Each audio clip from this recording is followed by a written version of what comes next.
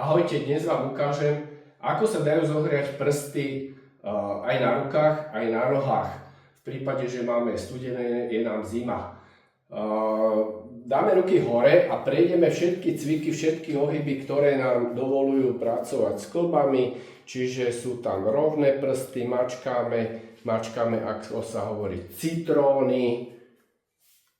1,5 minúty trvá krvinke z prstov, aby sa dostala do srdca a tým pádom prsty zostávajú odkrvené a prestávajú nám fungovať svaly, takže vieme, že tam krv už nemáme, čiže teda minimum je tých 1,5 minúty. Mávame.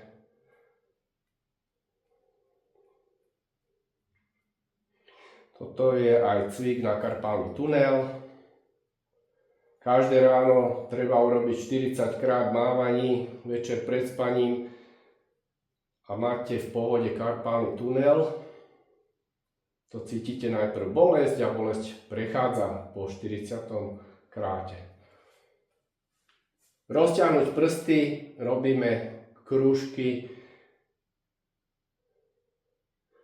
Poriadne prepnúť prsty a zohnúť znovu. Prepnúť a zohnúť.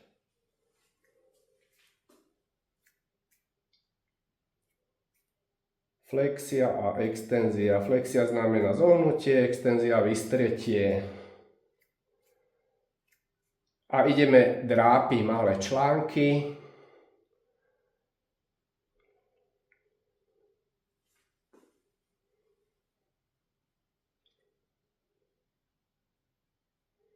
Spolu prsty vystreté a robíme krúžky. A spiatočka. A znovu mačkáme citróny, ale zrýchlíme na maximálnu frekvenciu, akú dokážeme a za chvíľočku budeme cítiť, že už nám to nejde, čiže nemáme krv vo svaloch.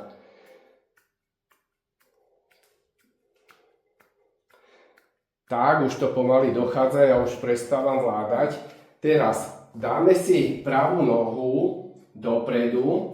Na tú pravú nohu pôjde pravá ruka a ľavá ruka s rovnými prstami sa poriadne silno roztočí. A ukážem vám potom rozdiel, že bude červená ľavá ruka a pravá nebude, lebo tam sme dostali novú krv, teplú. Okamžite cítite teplo. Keď to zopakujete 2-3 krát, skutočne tie prsty sú teplé. Tak, ideme na to. Tu je dôležité, aby ste mali opretú tú pravú ruku o to koleno kvôli krížom. A teraz pozerajte rozdiel.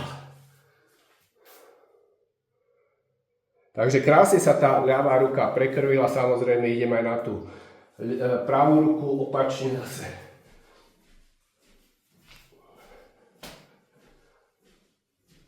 Tak, tá už je červená. Teraz krásne cítim teplo tých prstoch.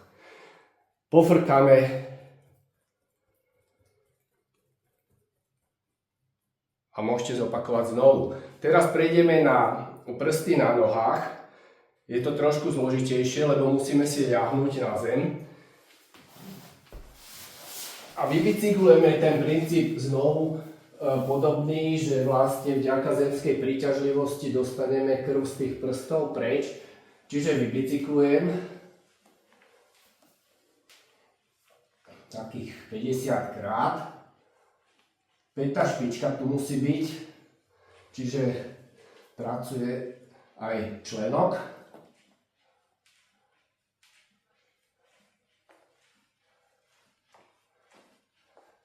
Tieto cviky sú dobré, aby ste robili aj v prípade bolesti kolien ráno, ešte v posteli, keď ste, a večer pred spaním takisto.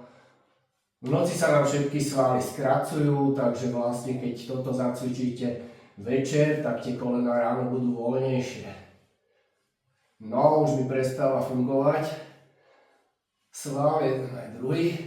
Teraz rozťahnuť prsty a zavrieť, ja to není v tých podkolienkach vidieť, ale rozťahujem a krčím, takisto, jak som robil s prstami na rukách. Čiže už vytlačam krv z tých prstov dolu, lebo už tie veľké svaly, kvadriceps a lítko, tie už sú odkrvené a krásne z tých prstov to stečie dolu.